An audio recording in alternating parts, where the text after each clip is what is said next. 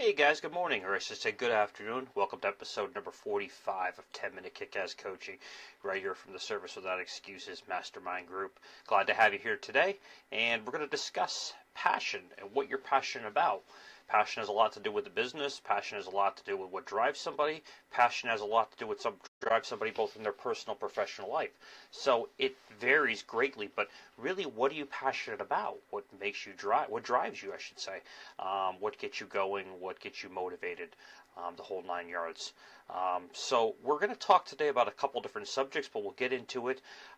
What are you passionate about? Do you have a passion about, for me particularly, I like helping other people. I like, people that are future entrepreneurs and really don't have any type of cash flow or assets to start with any type of legitimate coaching or anybody that can really help them get somewhere. So mentoring them along the way and helping them, that's something I'm passionate about. I have a few of those that I work with.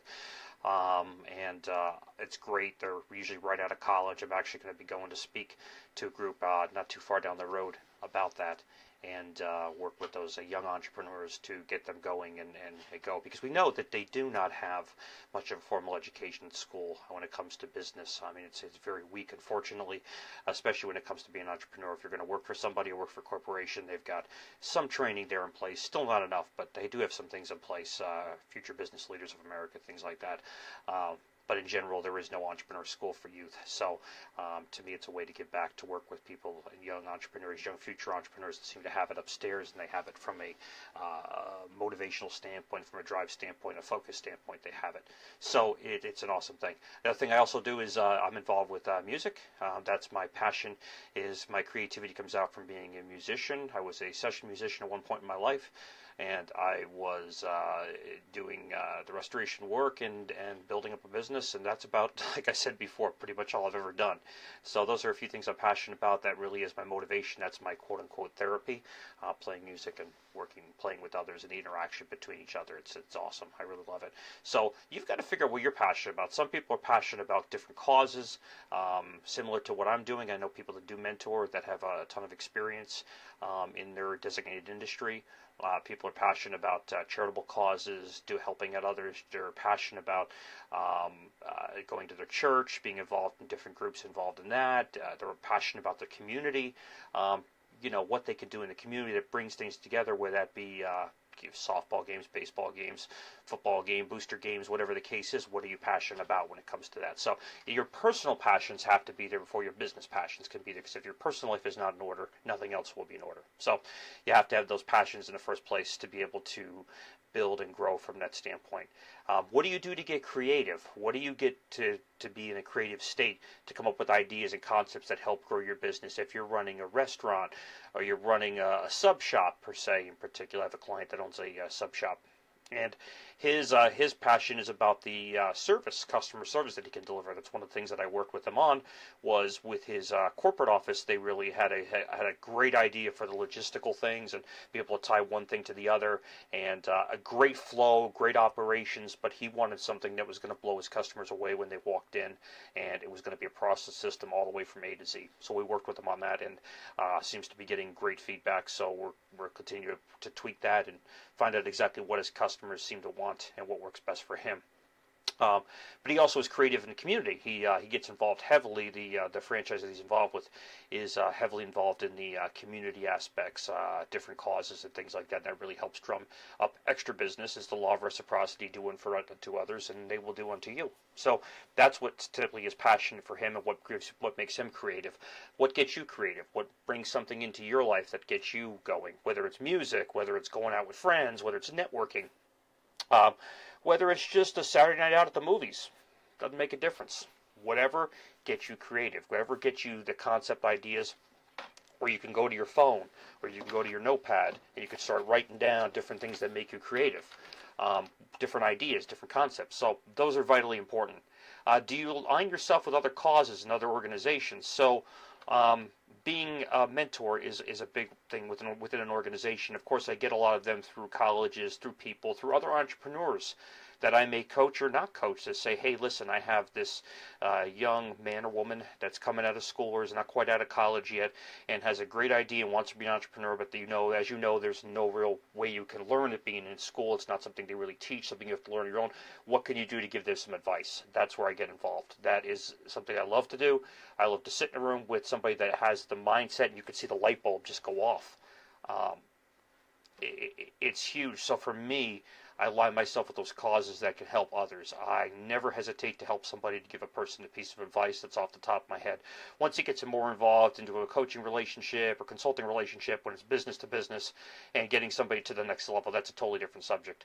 But helping somebody, getting them going, getting them from maybe their small little organization and getting them on the phone for half an hour doing a strategy session for me and spending the time to give them an idea. Even if they're a multi-million-dollar company, I know in a half an hour I can usually give people some actionable ideas, some really great ideas I think will help in their business. Of course, everybody's business and everybody's ideas are different, so I have to find out what works best for them. But I align myself with people and causes that want to help and build a better system, build a better box, as the term goes, build a better store, build a better brand, whatever you want to do. I try to align myself with people that want to build out something better. And it doesn't matter if it's helping paint a house somewhere. Somebody says, hey, we need some volunteers to help paint a house. I'm there as long as I can do it. I get involved in charitable events being a musician. Whenever you could do, whatever you do that lines yourself with causes that keep you fulfilled, keep you motivated, and really tug you right at the heart, you should really consider doing. It's humbling. Something I have never done and I want to do in the near future is during one of the holidays, go to a soup kitchen and help those that are a little less fortunate out there with serving them some food. I really want to do that. I've never done it. I don't even really know totally how to go about that. So, but I will do it. There's just no question about it. It's just something that is kind of driving at me. And for me, if I can help somebody else with a situation, that's great. It's huge. Do you have a hobby that helps you? I refer to hobbies as therapies, not hobbies. If you're in business, or you're in the business world, or you work in a business world, and you're a sales rep, marketing rep, manager in a corporation, doesn't make a difference. What do you do to blow off the steam? What do you do to really objectify yourself to? Do you go out there and play baseball on Sundays? Do you go out and play football with your boys or whatever? Do you go out with friends to blow off some steam? Do you go out to, are you involved in music? Are you involved in some type of sports league? Are you involved in fitness, going to the gym, working with other friends to achieve a goal? Are you working with other friends in a weight loss situation? What are you working with? Now, weight loss is really not a hobby, and actually fitness is really not a hobby, but it is considered technically something that's actually you're not normally doing. So you could consider it a quote-unquote hobby, but that hobby you have to be regimented about, you have to be maintained about. So what do? I knew somebody that liked to fly kites, and that made that person very, very creative. And if Jill is watching, your father was that person, and he was a very, very bright individual. But he worked for ABC for a number of years. He worked on major networks, worked with a lot of big celebrities and stars, and he was always very, very even-keeled gentleman, a very, very nice man. And his hobby was flying kites and getting the kites up in the air and having the wind get a hold of him. And no matter where he was at, he could be at the beach, he could be at a park, he could be wherever it was. But for him, what he had that was his hobby that he enjoyed, that made him get away from the stresses of everyday life, the stresses of getting on a train and going to New York City to work every single night to do the shows, or every single day to do the shows, or early in the morning, whatever the particular time was. His hobby, or his wind down, I should say, was flying the kites. So it was really awesome to know that story, understand that's what it is. So what kind of kite do you want to fly? I guess is really what it comes down to. What do you want to do that helps you and helps the people around you and helps you through things and is almost therapeutic for you, both mentally, physically, both personally, and financially? So hobbies are crucial. Some people's hobbies are expensive cars. You better be doing something else to generate that if cars are your thing. But if restoring a classic car is your thing and that's your hobby, awesome. Also can get very costly, but if you're passionate about it and you love it, money means very little to you at the end of the day when it comes to that. Your first and foremost is, I want to get into this car, just got to dig in and do whatever I got to do. What do you do in your life to refuel? Do you go away? Do you take trips? Do you go away on the weekends? Do you go to parks? Do you go to amusement parks? Do you go to state parks where they have waterfalls? Do you go on trips? Take a train somewhere? What do you do to refuel? You can't work all the time and be productive. It just doesn't happen. One of the examples I've used in a previous episode was Google, where they basically have everything at your disposal no matter what you want to do, because they want you to work as much as you can work. I mean, that's facts, because they're very competitive in what they're doing. They're the top of what they do, but they want to remain at the top of what they do. And they want you to work all of the time. Now, they know nobody can work all the time. You can't be doing that. You can't be that way. You can't refuel yourself. So they give you options if you're an employee of Google to have your dry cleaning again, your food, restaurants, shops, places to stay, gym, everything you would ever do in your life is there at Google for them to do if they need to. Because they know if you're happy and you can refuel your brain, refuel your ideas, refuel your mental and physical wellness, then you're going to be able to be at top and optimum peak performance when you're there working. And that's what they need you at. So they need to give you all these other things in their opinion to do it. But if you don't work for Google, and you're just one of us average people that are out there every single day hitting the grind, what do you do to refuel? The gym is a big one for me. Going out there after about 45 minutes to an hour, I'm feeling pretty good. If I'm playing music for a couple hours and there's people up on the dance floor dancing and singing along, or get up on stage and want to sing along with us, that's refueling. What do you do to refuel? What do you do in your life that gives you the opportunity to look at it and say, this is what I enjoy doing? You've got to have something in your life that you enjoy doing. You could be smoking cigars. It doesn't make a difference. If you like Cubans, then, smoke away. It doesn't make a difference.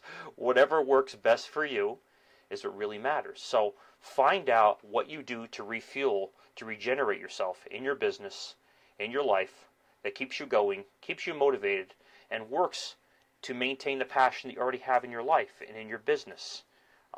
They're both tied together. Again, I say it, if your personal life is not in order, your business life will never be in order. I made dramatic changes in my life when I had my former restoration company. There was no more hours I could work in a given day or a given week. It didn't happen. Yes, yeah, absolutely. There were no more hours I could have worked, and it suffered on my marriage. And it's a long story. That is I never cheated on my ex when it came to that, but I did cheat her out of a lot when it came to not being there and being focused on just work. My point of this is, that's a lesson learned in the past. You learn in the past, you leave it in the past, and you move forward, and you say, going forward, don't make that same damn dumbass mistake again, and make sure you spend time with the ones you love, with the ones that matter most to you, because that's the ultimate way to refuel. If you're doing something with the one you love and with the people that are around you, that love you and surround you with all the support that you need, then having a great refueling process is pretty simple. You're going to have plenty of things you can do. And my girl Karen keeps me going pretty good. We're always out there, always doing something. No, never going to have any dust on any of our feet when it comes to going out and doing things and meeting with people. And it doesn't really have to cost anything. It's just going out there. Could be walking here at Point Pleasant on the beach. It's great. You watch the ocean in the background. You walk the beach. It's an amazing thing. There's no question about that. I'm very blessed to live here and still be able to commute within a couple hours to all the major cities here in the Northeast. So it's undescribable from that standpoint. So my episode today was, in long-term short, what are you passionate about? What refuels you? What drives you? What motivates you in your personal life, which rolls into your professional life and makes you a more productive and happier individual. All right, guys, that's episode number 45 today of 10-Minute Kick-Ass Coaching. It's more of a personal business mixture, but it was definitely about what drives you. And you've got to think about this. Watch this recording over and over again. Watch this video over and over again. And think about what might be pulled out of it that can apply to you, your life, your people. Thanks again. We'll see you tomorrow. Have a good night.